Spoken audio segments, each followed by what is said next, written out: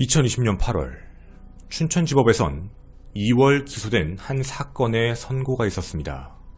지금부터 그 판결문의 일부를 읽겠습니다. 어떠한 편견도 없이 시청자 여러분의 생각엔 어떤 상황인지, 왜 이들이 이곳에 서 있는지, 왜 기소됐는지 함께 생각해 주시면 좋겠습니다. 피고 26세 남편 황씨, 피고 24세 부인 곽씨는 쓰라 3명의 자녀가 있다.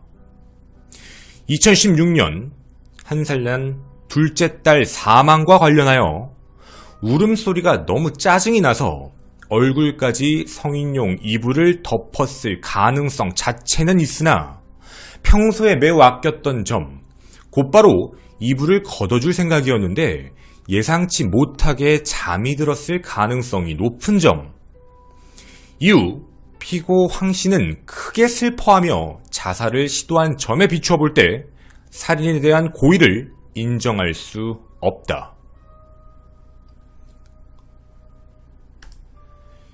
2019년 생후 10개월 셋째 아들 사망과 관련하여 피고 황씨가 울음을 멈추게 하기 위해 다소 부적절한 물리력을 행사했을 가능성은 있으나 물리력을 행사한 이후 아이가 별다른 이상 징후 없이 잠든 점 등에 비추어 목젖 부분을 20초간 힘껏 눌렀다는 피고 황씨의 행위로 인해 셋째가 사망했다라고 볼 수는 없다. 아내 피고 곽씨는 셋째 아들에게 행사한 물리력의 구체적인 내용을 인지하지 못한 점, 그리고 물리력을 행사한 이후 별다른 이상 징후 없이 잠든 점에 비춰보면 사망했을 가능성 자체도 인식했다 볼 수 없고 유기에 대한 고의성도 인정할 수 없다. 양육 과정에서 어린 자녀들이 숨진 건 맞지만 이 부모는 고의적으로 살해한 것이 아니다. 다만 자녀들의 시신을 원주에 있는 친인척 묘지 근처에 안매장하고 사망 사실을 숨긴 뒤 양육수당을 탄 것에 대해서는 유죄를 인정한다.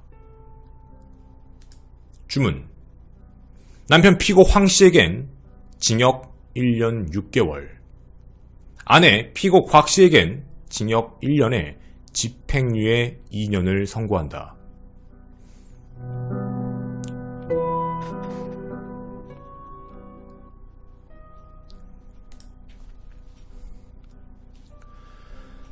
안녕하십니까. 전국 유튜브 구독자 여러분, 아프리카TV 시청자 여러분, 김원사건 파일의 김원입니다.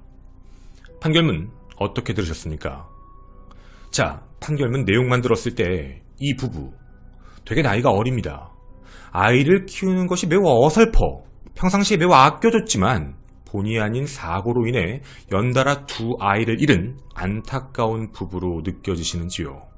아니면 아무리 그래도 이건 정말 너무한 거 아닌가? 라는 생각이 드시는지요? 그럼 이런 질문을 여러분에게 한번 던져보고 싶습니다. 여러분이 한번 생각으로 답을 해보십시오. 이들 부부에게 살인에 대한 고의가 있었을까요? 그럼 살인죄입니다. 아, 살인에 대해서 일부러 죽이려고 죽인 건 아닐 수도 있지. 그럼 조금 더 죽을 수도 있겠다 정도는 인지를 했을까요? 그러면 미필적 고의에 의한 살인입니다. 그런데요, 재판부의 결정은 이 모두를 인정하지 않았습니다.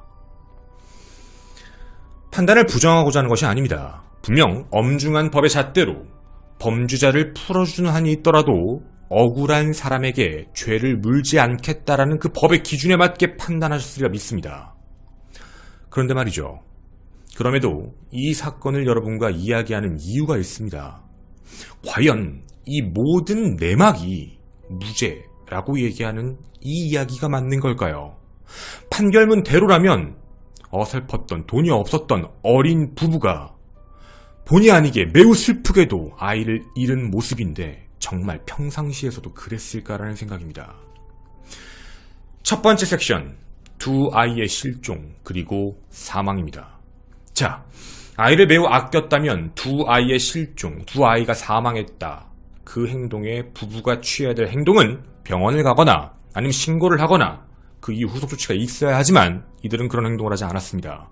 그러면요, 이 사실들을 어떻게 알았을까요? 자백을 한 걸까요? 자백을 해서 형량이 낮게 나온 걸까요? 자백 아닙니다.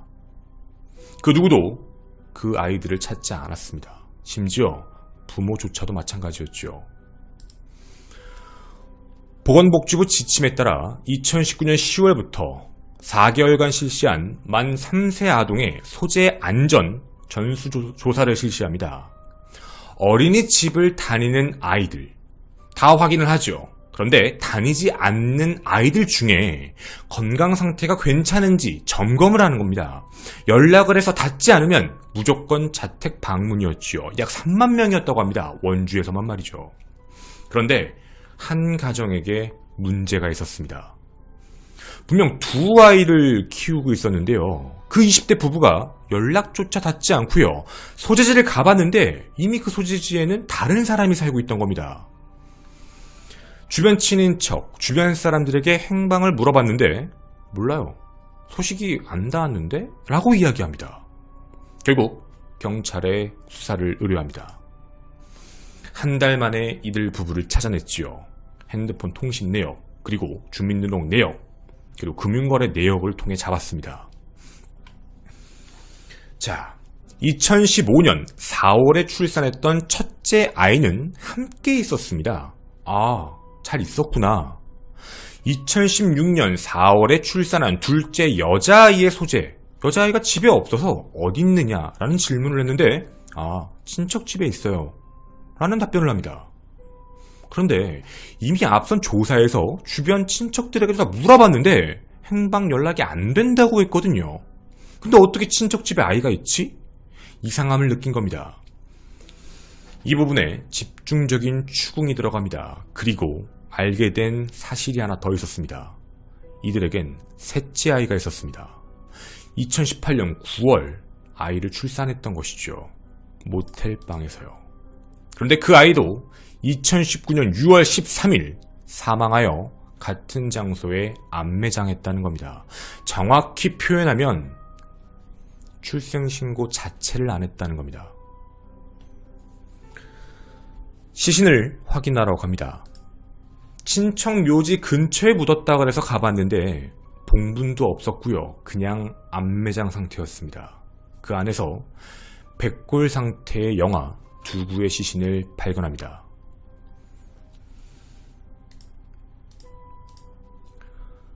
경찰과 검찰은 고민합니다. 이걸 어떻게 기소해야 되지? 사인이 나오지도 않았습니다. 백골사체고 모든 건 이 부부의 진술에 따라 움직여야 합니다. 아동학대 치사라고 해야 되나? 폭행치사? 때린 흔적이 있다면 나올 텐데 아니면 상해치사인가? 아니면 살인인가? 어떤 증거도 나올 수 없는 정말 모호한 상황입니다. 살인죄와 아동학대치사죄는요, 양형 기준 자체가 다릅니다.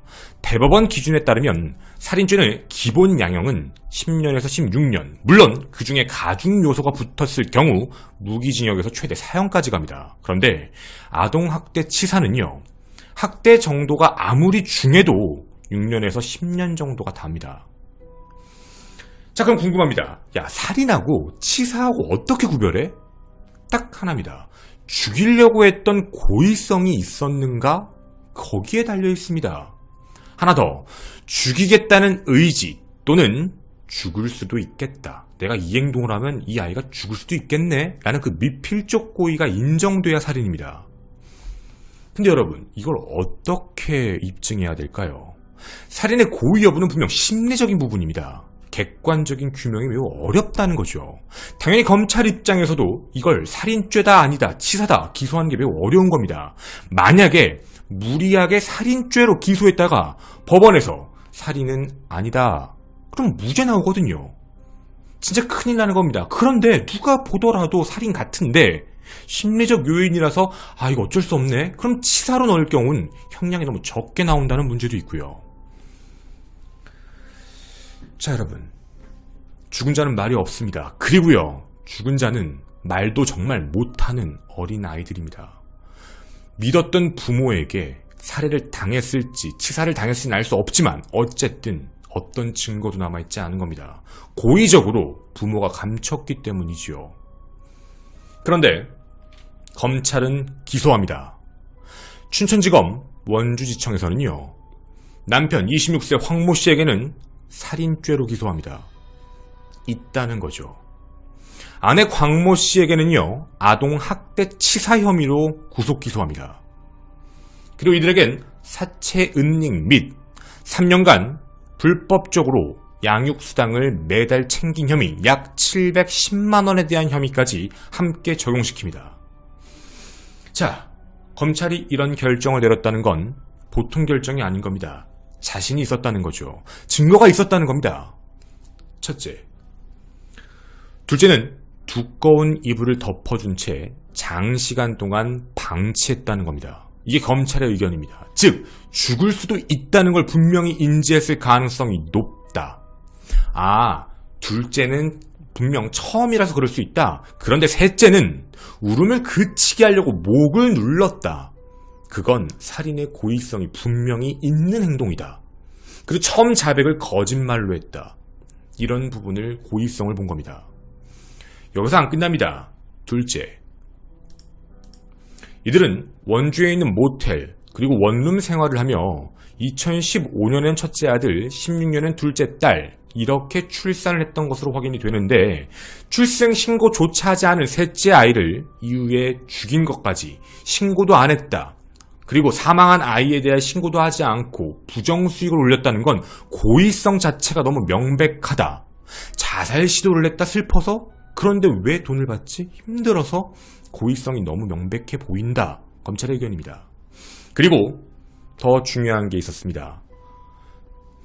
첫째 아들과 관련된 문제죠. 자, 만약 정말 아이들을 아끼고 사랑했는데 실수로 둘째와 셋째를 죽였다라고 가정하겠습니다. 그럼 첫째 아이는 사랑을 받고 살았겠네요. 아닙니다. 경찰 조사 결과 첫째 아들도 학대 정황이 뚜렷합니다. 신체적 학대와 정서적 학대 포함입니다. 예를 들자면 2019년 7월부터는 5개월간 렌터카 안에서 양육받았고 그리고 공중화장실을 찬물로 씻기는 등 여기서 끝나지 않습니다. 기소한 세 번째 이유, 남편 황 씨는 첫째 아들에게 야, 저기 셋째 막내 보이지? 가서 괴롭힘을 시킵니다. 학대입니다. 그리고 셋째 동생은 학대를 받았죠. 그걸 핸드폰으로 촬영을 합니다. 그리고요, 황 씨 아내도 마찬가지입니다. 첫째 아들에게 젖병을 주면서 이거 던져 라고 해서 막내 동생 맞추게 하는 그런 신체적 학대까지 감행합니다. 뿐만 아니라 이들은 몇 날 며칠씩 아이들을 두고 방치한 채 밖에 나갔다 오는 것도 상습적이었습니다. 아이들이 사망할 수도 있다라는 확률을 몰랐다는 건 말이 안 된다. 적어도 인간이라면, 사람이라면. 그게 바로 검찰의 살인죄 기소 사유였습니다. 자, 이에 대해서요. 검찰의 최종 구형이었습니다. 남편 황 씨는 징역 30년. 아내 곽 씨는 아동 학대치사 혐의로 징역 8년을 구형했던 것이죠. 그런데 변호인은 이런 주장을 펼칩니다. 대부분의 죄명은 인정하겠다. 그런데 살인은 아니다. 자녀들을 꼬집거나 때린 행위는 양육 과정에서 있을 수 있는 거다. 방임치사라고 하는데 그것도 법리적으로 다시 다투겠다라는 입장으로 펼칩니다. 그렇게 공판이 시작된 거죠. 자, 여러분, 이렇게 처음 인트로에 말씀드린 대로 주문, 결과는 남편에겐 징역 1년 6개월, 아내는 집행유예로 풀려났습니다. 왜 이런 일이 자꾸 발생할까요? 우리가 생각해봐야 될 게 뭘까요? 어디가 문제라고 생각이 드십니까? 판사가 이상해? 검사가 이상해? 아니면 법이 이상해? 분명한 건요, 이 처벌의 잣대는 일관적이지가 않습니다. 몇 가지 사례를 좀 설명드리고자 하는데, 고의성의 여부를 가지고 살인과 치사를 나누게 되어 있죠. 법원의 입장은 되게 단순합니다. 검찰이 기소한 혐의가 살인이냐 치사냐 이걸 가지고 판단하지요. 해서 검찰의 입장에선 살인의 고의를 입증하기 어려우면 당연히 고민될 수밖에 없습니다. 잘못하면 무죄 나오니까. 그래서 일부러 좀 애매하면 학대치사를 적용할 수도 있습니다. 이 얘기를 왜 하냐고요. 이거와 비슷한 사건인데 어떤 사건은요 학대치사로서 형량이 높게 나옵니다. 어떤 사건은요 살인죄가 적용이 됩니다. 그리고 형량이 나와버립니다. 예를 들어볼까요? 멀리 가지 않겠습니다. 예시로 기억하십니까? 2018년 서울 강서구 화곡동에서 위탁모가 생후 15개월 된 아이를 굶기고 때려서 숨지게 한 사건이 발생했습니다. 근데 이 사건에 대해 검찰은요 살인의 고의가 인정이 어렵다라고 얘기하며 아동학대치사죄로 기소합니다. 그러니까 때린 것도 좀 뭔가 우리가 보면 야, 죽이려고 한 거잖아.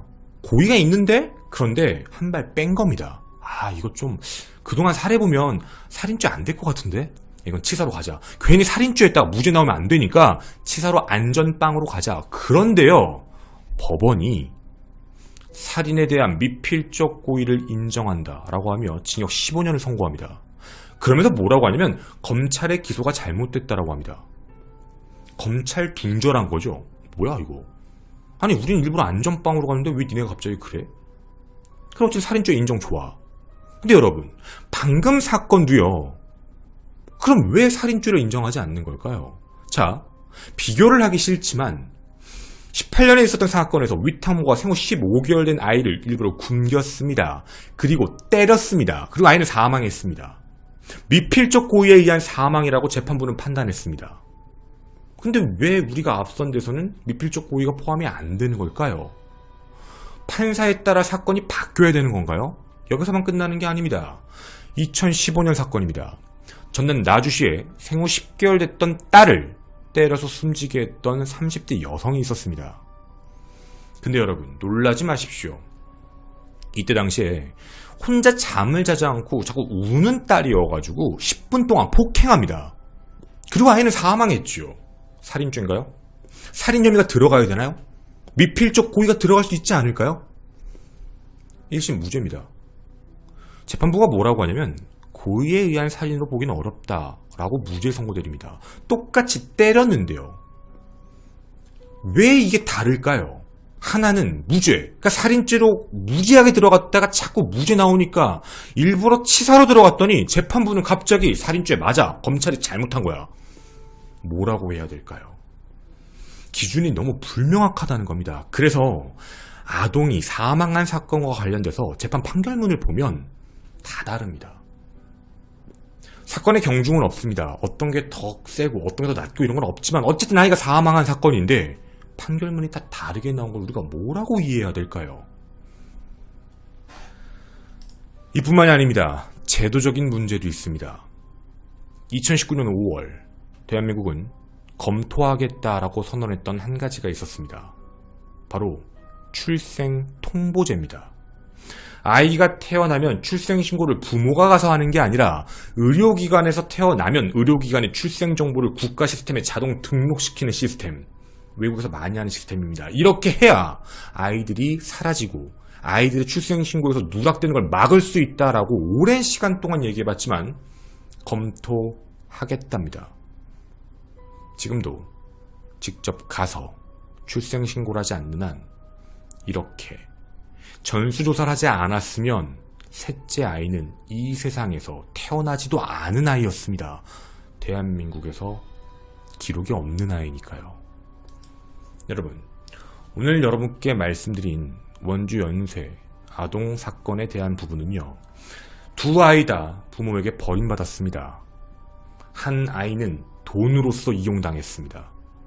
부모가 죽여놓고 묻어놓고 돈만 탔습니다. 한 아이는요, 이 세상에 존재하지도 않는 아이로 만들어놨습니다. 이름이 뭘까요? 언제 태어났을까요? 어떻게 생겼을까요? 아무도 모릅니다. 이게 맞는 걸까요? 정말 많은 생각을 하게 되는 그런 사건입니다. 이 사건이 항소심을 갈지 모르겠습니다. 하지만 이 사건의 끝도 계속 지켜보도록 하겠습니다. 저는 김한 사건 파일의 김원이었습니다. 감사합니다. 뒷이야기 잠깐 가겠습니다. 이런 것만 있는 건 아닙니다. 뭐 2019년에도 있었어요. 2019년 12월에도 관악구에서도 한번 사건이 있었죠. 5살 친딸 가방에 2시간 동안 가뒀던 거. 아이가 결국엔 사망했는데 1월달에 올해 1월이죠. 2020년 1월에 서울중앙지검은 아동 학대치사로 기소했어요. 살인죄로 하지 않았어요. 근데 사실 내용만 들어보면 살인죄 같잖아요. 5살 친딸을 여행 가방 안에 넣어가지고 2시간 동안 가둬가지고 사망하게 했는데 이 얘기를 하니까 뭐가 또 떠오르죠? 얼마 전에 했던 천안 사건도 떠올라요. 가방 안에 넣어서 아이를 사망하게 했던 거. 그러니까 이게 검찰의 입장에서도 살인죄로 무리하게 기소했다가 문제 터지면 무죄 나오니까 자꾸 이게 기준이 너무 모호해지고 하니까 고민이 진짜 많다고요. 기소를 할 때. 왜냐면 이게 살인의 고의가 있었는지 없었는지에서 명확하지가 않으니까 이걸 어떻게 증명할 거냐라고 얘기를 하니까. 근데 이 부분에 대해서 이런 생각이 있어요. 사실 왜 숨길까라는 생각, 이거 개인적인 생각이요. 왜 숨길까요? 저는 뭐 전문가가 아니니까 전문가 분들하고 다르니까 저급한 표현 써서 죄송하지만 캥겨서 그래요. 지가 캥기니까 그렇겠죠. 아이를 지금 사법부가 판단한 거 보면 아이를 평상시에 아꼈다 자살 시도를 했다? 그런 걸 가지고 아이를 너무 사랑했다고요? 근데 왜 아이에 대해서 아이가 사망했을 때 병원도 안 가고 사망신고도 안 하고 화장해 준 것도 아니고 봉분도 없이 아이를 안매장해놨는데 그 안매장한 곳에다가 셋째 아이까지 그렇게 안매장을 했어요. 이게 정상적인 건가? 이게 지가 정말 속된 뒤로 캥기는 게 많으니까 이런 행동을 하고 있는 건데 이 부분에 대해서 왜 그렇게 법적으로 넓은 아량을 펼치는지 모르겠어요. 사실 한 아이를 실수로 사람이 만약에 아이를 잘 못 돌봐서 아이를 데리고 있다가 떨어뜨려서 아이가 사망했거나 그런 실수에 문제가 생길 수도 있다는 걸 우리는 부정하지 않겠는데 이거 지금 아이가 둘이에요. 그리고 평상시도 그랬고 첫째 아이를 학대했고 그럼 학대 정황이 명확하다는 얘기인데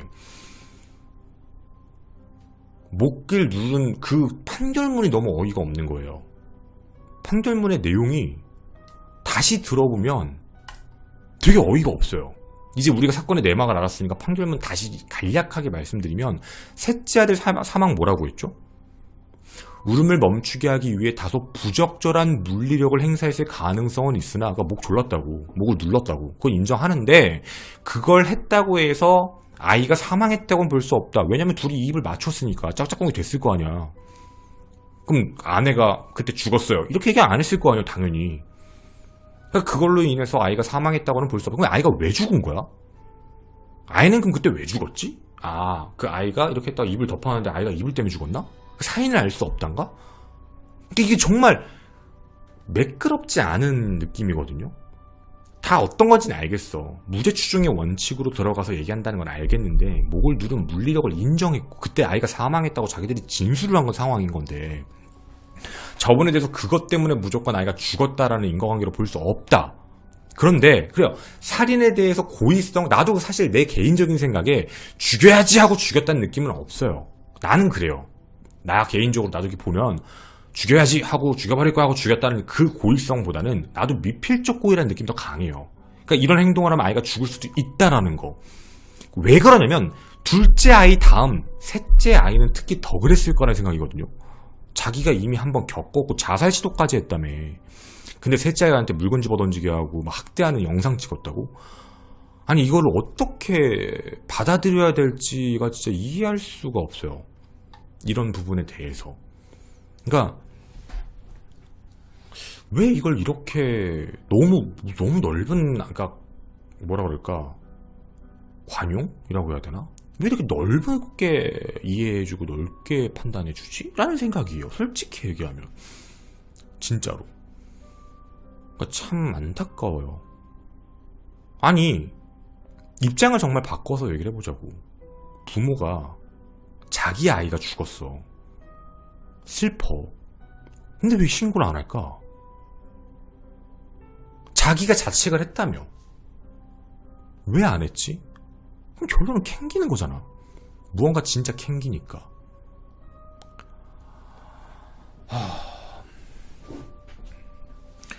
근데 이런 부분에서 말씀을 또 드리면 많은 분들이 야 그래도 법은 무죄 추정의 원칙이니까 그런 거야. 그래서 제가 그 뒤에 이걸 붙여드린 거예요. 판결마다 다르다고.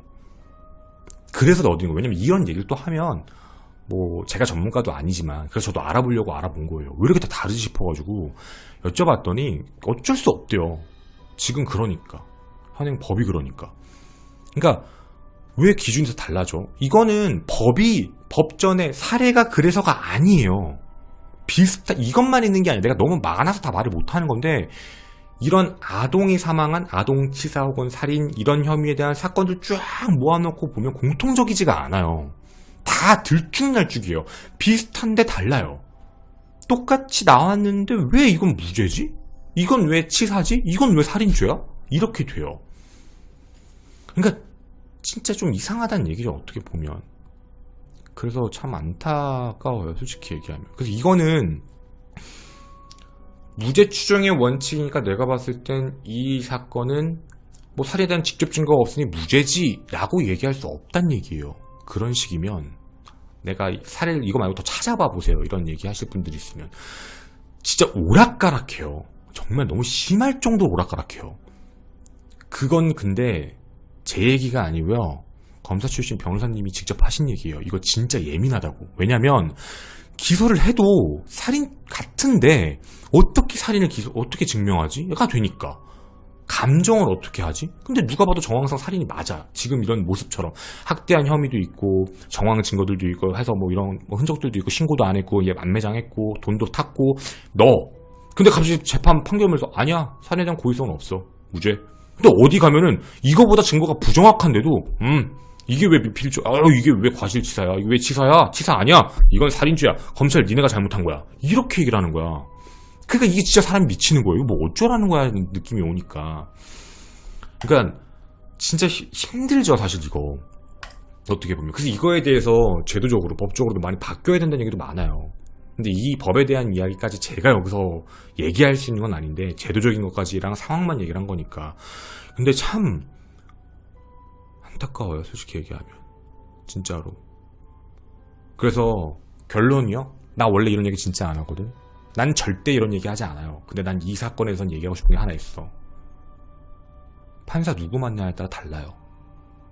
맞아요. 이건 진짜 그래요. 돈을 먹었다가 아니에요. 이건 정말 어떻게 보면 진짜 개입이 들어갈 수도 있는 것 같아. 개인의 마음을 읽어야 되는 문제라서. 그래서 이거는 진짜 공정하게 들어가지 않는다고 얘기를 하시거든요. 이건 진짜 1심 판사 누구 만나냐에 따라 무죄 나올 수도 있고요. 이거 살인죄 나올 수도 있어요. 아무도 몰라요. 무죄? 밖에 나오는 거고요. 살인죄? 징역 15년 이상 나와요. 그거 하나에 징역이 왔다 갔다 해요. 이건 잘못된 거죠 사실. 그래서 오늘 여러분한테서 이 얘기를 뭐 유튜브 분들은 모르시겠지만 제가 이제 스튜디오로 옮기는데 옮기기 전 이 스튜디오 마지막 방송을 이 얘기를 꼭 하고 싶었어요. 이렇게 해서 감사합니다.